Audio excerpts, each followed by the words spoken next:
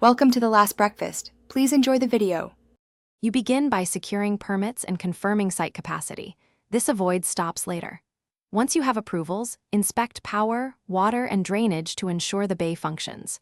You should measure and mark the footprint. Make sure access routes and turning radii fit the vehicle types.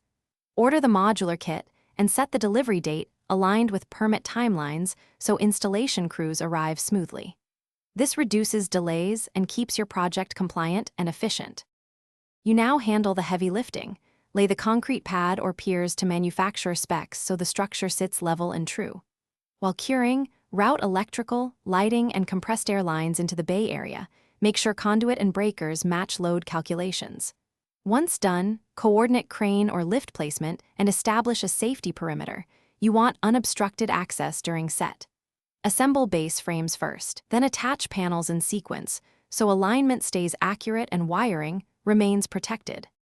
You complete assembly by fastening panels, doors, and the roof, then weather seal every joint to prevent leaks.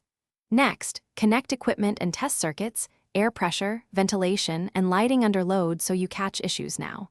Once systems pass, run a functional vehicle trial through the bay and verify clearances, door operation, and safety interlocks. If something goes wrong, check grounding and breaker sizing first. Incorrect electrical feed is the most common fault. Then consult the manufacturer checklist. Thanks for watching. If this was helpful, leave a like and consider subscribing. See you next time.